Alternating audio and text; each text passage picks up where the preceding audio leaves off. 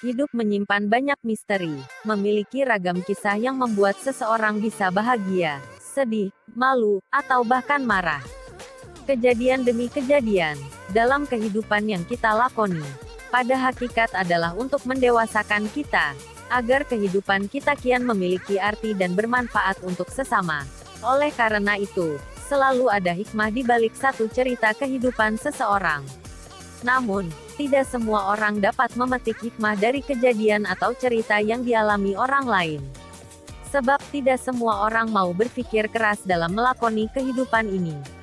Sementara itu, hikmah dalam suatu kejadian atau cerita yang orang lain jalani itu, hanya bisa didapati bagi orang yang mau berpikir. Ya, setiap kejadian, atau cerita kehidupan itu mengandung hikmah. Bagi orang-orang yang berpikir.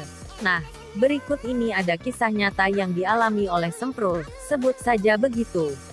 Karena mengedepankan syahwat, dia akhirnya babak belur setelah menikmati babak syur digoyang janda.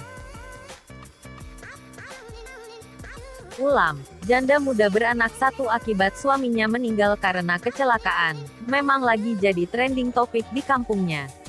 Ulam jadi trending topik bukan karena nasibnya yang malang, karena harus kehilangan suami di usia muda, bukan juga karena bagaimana nanti dia harus menghidupi dirinya dan satu anaknya, yang belum saja berusia 1 tahun. Semua orang, tak ada urusan dengan nasib malang Ulam, tak peduli pada penderitaan yang Ulam alami. Ulam jadi trending topik karena kemolekan tubuhnya, kecantikan wajahnya, dan kulitnya yang putih mulus, membuat kaum indung belang tak pernah jemu membicarakan dan membayangkannya. Bahkan, tak sedikit dari mereka yang membayangkan bisa menikmati tubuh molek itu.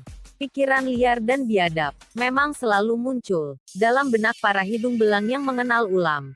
Bukan cuma di kalangan kaum pria, nama Ulam juga trending topik di kalangan kaum wanita, terutama kaum wanita yang sadar memiliki suami yang punya karakter indung belang. Gak boleh lihat perempuan bening dikit, bawaannya mau nyosor aja. Gak boleh ngendus perempuan wangi dikit, bawaannya mau ngeremes aja. Para wanita yang sadar lakinya suka pelirak-pelirik ke Ulam, mulai semakin memperketat pengawasannya. Mereka gak mau sampai kecolongan. Namun, dari sekian pria hidung belang, dan puluhan jomblo bujang lapuk, serta suami beristri yang mencoba memikat Ulam, sepertinya yang beruntung Semprul, lelaki dari kampung sebelah yang punya usaha pembuatan batu bata di kampungnya Ulam. Kini, bukan hanya kemontokan dan kebahenolan Ulam yang menjadi trending topik. Kedekatannya dengan Semprul juga jadi trending topik. Kini, setiap orang yang membicarakan Ulam, pasti tak ketinggalan menyebut nama Semprul. Susah, bro. Gak bakal kita bisa menang bersaing sama Semprul, kata Linu, bujang lapuk yang udah putus cinta 4 kali tapi belum pernah pacaran. Abis, setiap dia naksir cewek, dan dia mengutarakan perasaan hatinya, menunjukkan rasa cintanya, itu cewek yang dicintainya langsung menolak. Jawaban itu cewek hampir senada.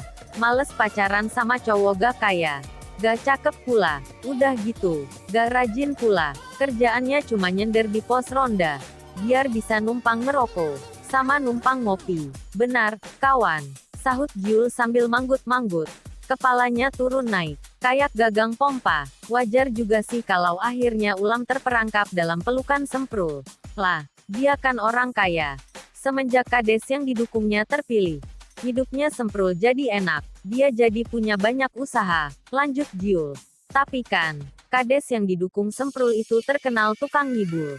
Dia juga santer dibicarakan, bisa menang dari pildes atau pemilihan kepala desa, karena curang, sergah Linu. Giul tertawa, katanya di akhir tawa, dia mau ngibul, dia mau curang, toh yang terpenting, sekarang dia sudah jadi kepala desa. Dan, si Semprul yang dulu jadi ketua tim suksesnya sekarang hidup enak. Ya jelas enak lah, tukas Linu. Gimana gak enak sih hidup kalau setiap saat bisa berpelukan sama si montok Ulam.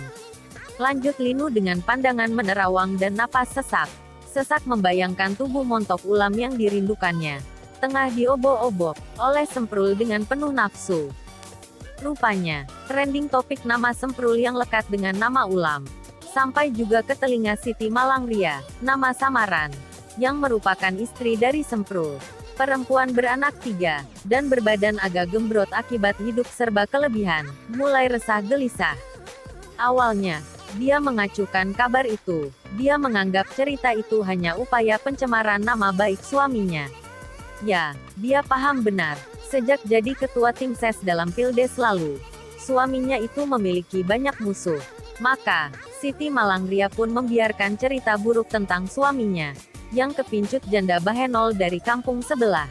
Sebagai cerita dusta, dibiarkan saja cerita itu masuk lubang telinga kiri dan langsung nyeplos keluar lewat lubang telinga kanan. Tapi semakin kesini, dia jadi semakin ragu pada keyakinannya. Apalagi dirasakan sekali kalau belakangan ini terjadi perubahan drastis dari kelakuan Semprul kepadanya. Jika dulu, kelihatan sekali kalau Semprul amat sayang kepadanya. Jika makan, selalu mengajak berdua. Jika pada jam makan masih di luaran, Semprul pasti meneleponnya. Makan saja duluan, sayang. Nanti masuk angin. Papa biar makan di luar saja. Bukan cuma urusan makan, urusan tidur pun Semprul tak pernah mau jauh darinya. Tak hanya selalu berdua, tapi Semprul juga tak mengizinkannya tidur dalam posisi tengkurap. Itu tak menghargai suami, katanya. Dan dia pun, sebagai istri tak pernah protes. Padahal, memangnya gak capek apa tidur terlentang terus? Namanya orang tidur, ya kadang miring, ya kadang tengkurap, bagaimana enaknya aja. Tapi belakangan ini, Siti Malangria mulai merasakan, kemesraan suami istri itu mulai terkikis. Biasanya, Semprul selalu minta dibuatkan kopi.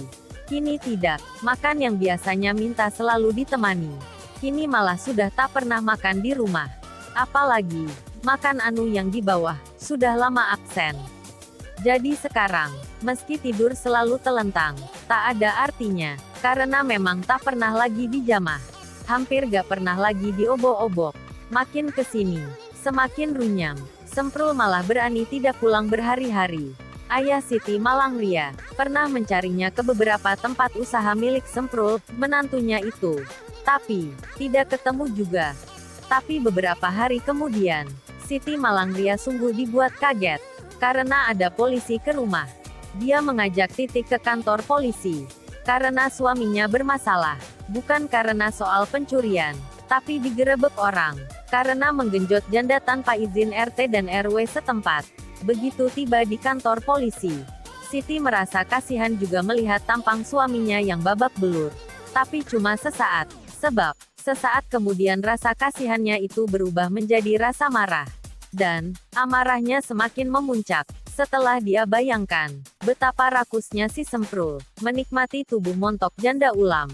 Tapi dia juga bersyukur, karena Allah telah memberinya petunjuk. Bagaimana kelakuan suami sebenarnya, setelah hidup enak karena jadi orang kepercayaan Kades. Apa selama ini suaminya banyak makan yang haram, sehingga kelakuannya bisa seperti binatang. Siti Malangria menggelengkan kepalanya keras-keras. Air mata menetes, membasahi pipi tembemnya. Akhirnya dia memasrahkan semuanya kepada Sang Maha Kuasa. Yang jelas dia sudah berkeputusan bulat, ingin bercerai dengan Semprul. Semprul, abis babak belur dihajar massa, terus masuk penjara, dan istri minta cerai. Cukup sekian cerita perdana ini. Nanti di konten selanjutnya, akan banyak cerita-cerita yang menarik, dan bisa diambil hikmahnya bagi mereka yang mau berpikir. Terus support channel ini dengan subscribe, like, dan komennya ya.